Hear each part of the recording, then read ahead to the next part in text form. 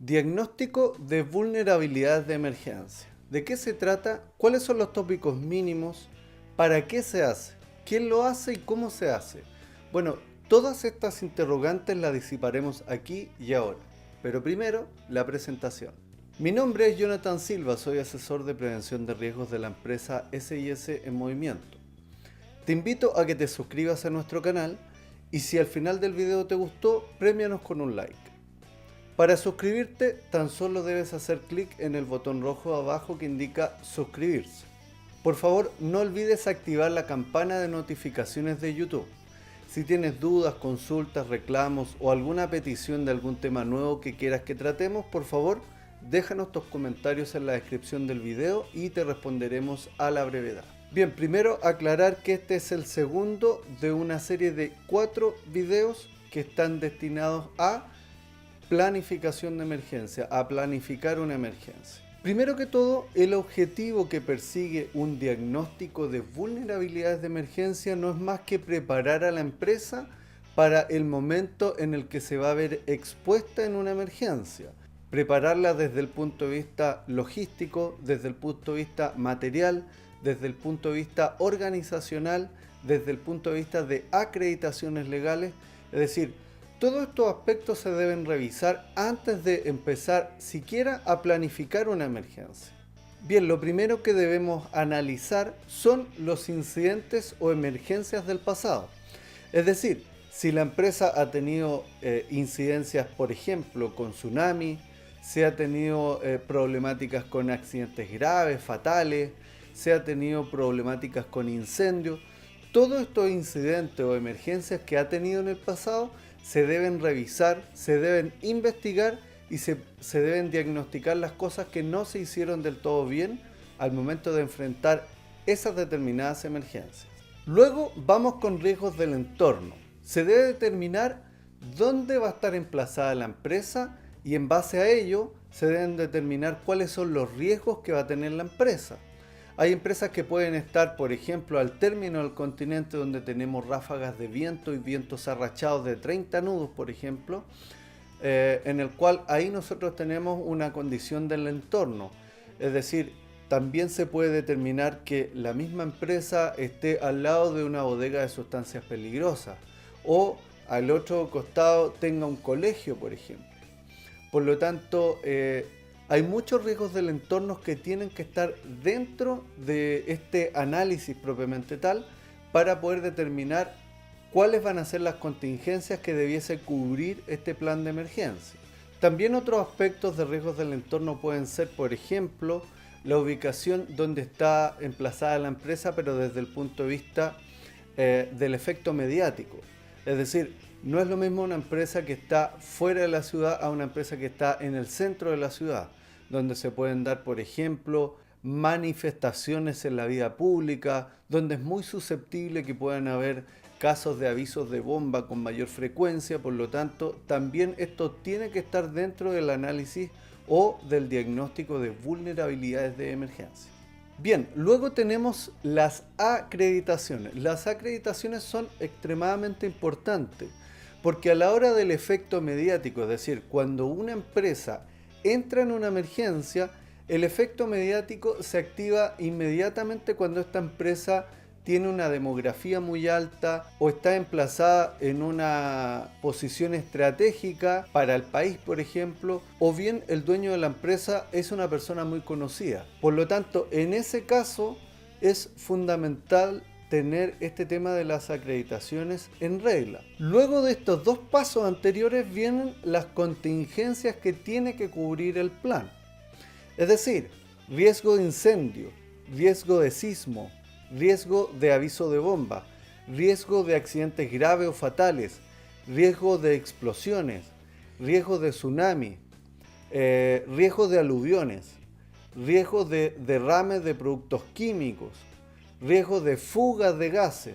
Es decir, todas esas contingencias son las que nosotros vamos a tener que identificar en este diagnóstico de vulnerabilidades para poder determinar si la empresa está o no preparada para poder afrontar una emergencia de esta naturaleza.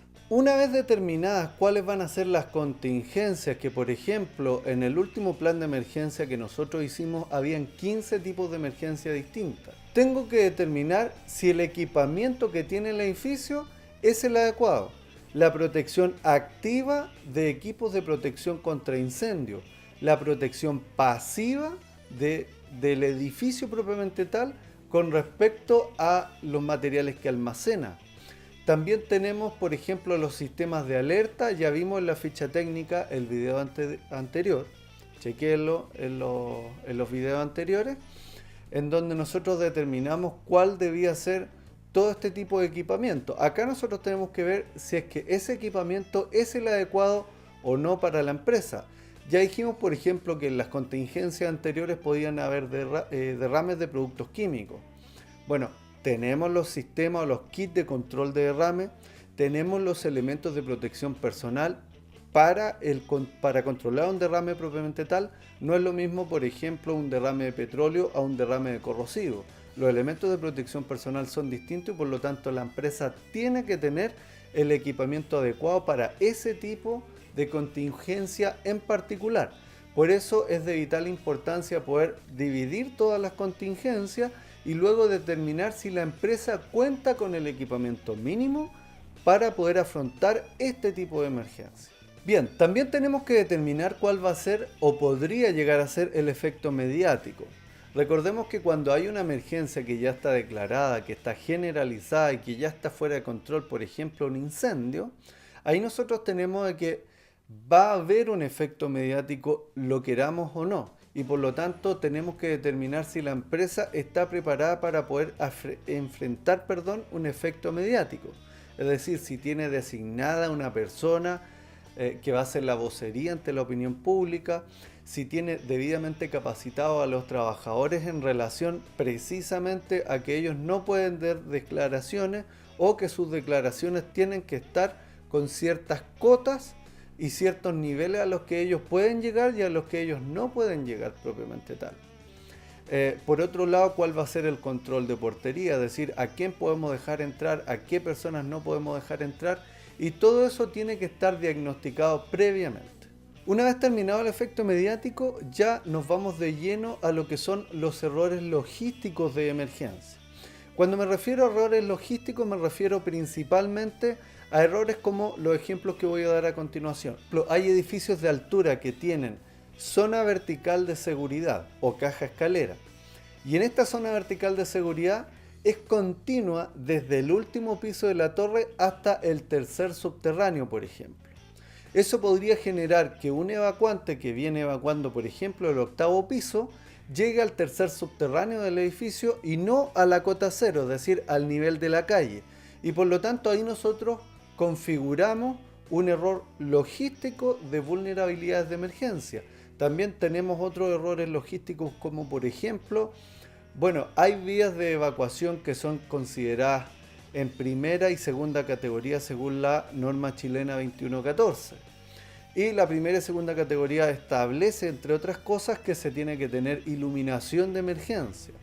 ¿Por qué? Porque para esa demografía, es decir, para cantidades de personas que superan las 50 personas, ahí nosotros tenemos de que la discriminación de detalles finos, la agudeza visual tiene que ser mucho mayor dado que la cantidad de gente que está evacuando es importante y por lo tanto, si no tenemos iluminación de emergencia, obviamente que no se va a estar cumpliendo los parámetros mínimos de la logística frente a una emergencia.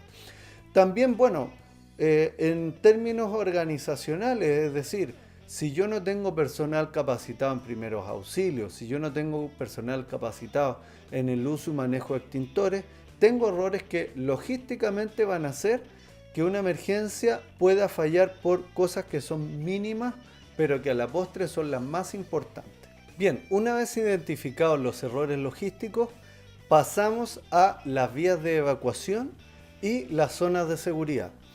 Es importante precisar que las vías de evacuación y las zonas de seguridad están tipificadas taxativamente en la normativa legal vigente. Por ejemplo, la norma chilena 2114 establece cuáles debiesen ser los anchos de pasillo, que las puertas debiesen estar abriendo de manera unidireccional y en el sentido de la evacuación, que no debiesen haber desniveles en ninguna vía de evacuación, que debiese haber un nivel de iluminación para la primera y segunda categoría, que no se debiese superar el máximo de metros lineales establecidos entre un punto habitable a la zona de seguridad. Es decir, que las vías de evacuación estén de acuerdo a lo que establece la normativa legal vigente, ¿ya?